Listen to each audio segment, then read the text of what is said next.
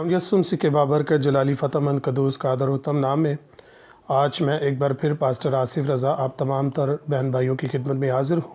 जितने बहन भाई हमारे चैनल पर नए हैं आप सबसे इल्तिमास करता हूँ कि आप इस चैनल को सब्सक्राइब कर लें और बेल आइकन को प्रेस कर दें ताकि हमारी हर नई आने वाली वीडियो का नोटिफिकेशन बर वक्त आप तक पहुँच सके। मेरे अज़ीज़ों, जितनी भी स्टडी जारी है याद रखिएगा कि ये सारी खुदा के कलाम में से बहुत अहम स्टडी है और ये वो बातें हैं कि जो कम ही लोगों को बताई जाती हैं। तो जैसे कि आप सब जानते हैं कि हम मकाशफा की पहली मोहर के ऊपर खुदा के कलाम में से सीख रहे हैं और आज उसका छठा हिस्सा आपकी खिदमत में पेश करने को हूँ। आए वक्त को ज़ाया किए बगैर हम आगे बढ़ते हैं। मकाशफा पहली मोहर के लोगों का ताल्लुक़ 7 नरसिंगों के साथ मंसूब है। पहली मोहर के लोगों का ताल्लुक़ कितने 7 नरसिंगों के साथ मंसूब है। नंबर 1, यहोशुआ मसीह के आने का वक्त किन लोगों को मालूम नहीं है। खुदावंद यसु मसीह के आने का वक्त किन लोगों को मालूम नहीं है। आए हम खुदा के कलाम में से आगे बढ़ते हैं। पहली मोहर खुलने पर जितने भी लोग अहद में कायम होते, तौबा करते, बपतिस्मा लेते, मुकद्दस होते, कलाम पर अमल करते, वो सब लोग खुदावंद के आने के वक्त को जानते होंगे। अक्सर तालीम दी जाती है कि मसीह की आमद का किसी भी इंसान को इल्म नहीं है, जबकि किताब मुकद्दस की तालीम कुछ और सिखाती है। इसमें कोई शक नहीं है कि यीशु मसीह की आमद का दिन चोर की तरह आएगा, लेकिन याद रखें कि ये दिन सब के लिए चोर की तरह नहीं आएगा। तो आए बाइबल मुकद्दस में से देखते हैं कि ये दिन चोर की तरह किस तबके के लोगों के लिए आएगा। पहला तसालिकियों उसका 5 बाब और उसकी आयत नंबर 1 से आपकी खिदमत में तलावत करूँगा।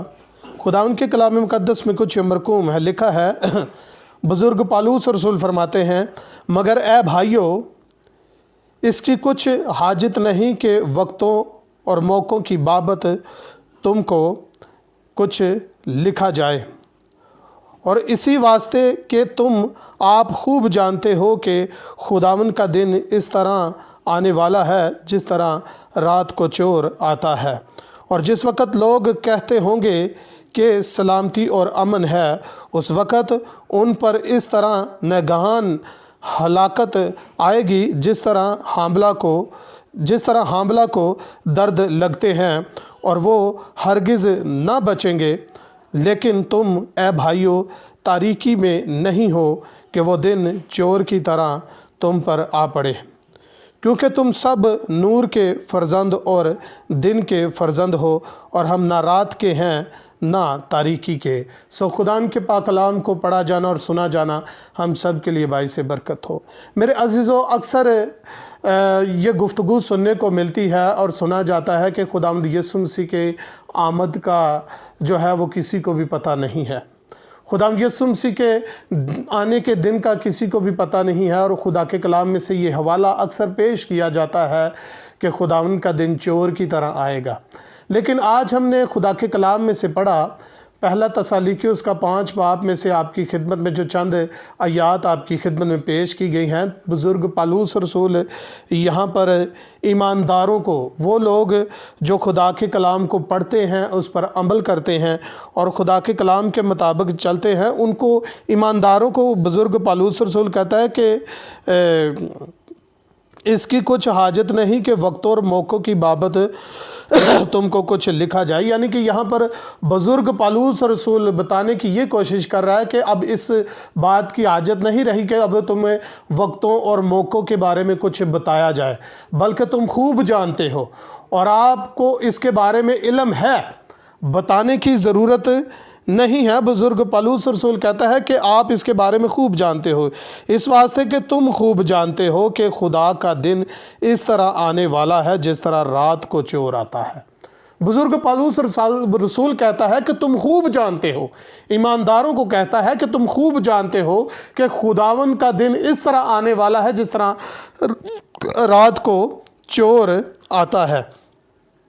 اور جس وقت لوگ کہتے ہوں گے کہ سلامتی اور امن ہے، اس وقت ان پر اس طرح ناگہان ہلاکت آئے گی جس طرح حاملہ کو درد لگتے ہیں۔ آمین۔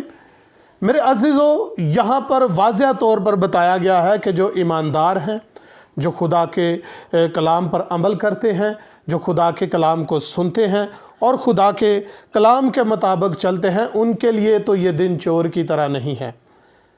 آیا یہ چور کی طرح دن کن لوگوں کے لیے ہیں؟ آئے ہم آگے بڑھتے ہیں اور اس کا گہرے طور پر ہم مطالعہ خدا کے کلام میں سے کرتے ہیں۔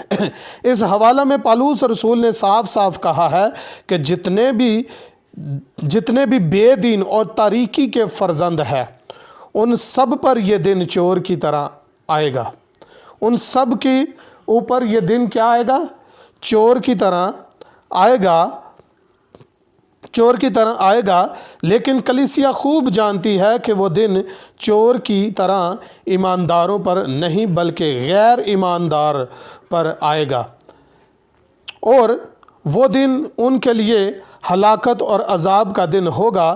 لیکن کلیسیا عذاب کا پیالہ نہ چکھے گی اور نہ ہی ہلاکت ان کی میراث کا حصہ ہوگی، کیونکہ آیت نمبر 4 کا اگر ہم مطالعہ کریں تو لکھا ہے کہ تم تاریکی میں نہیں ہو۔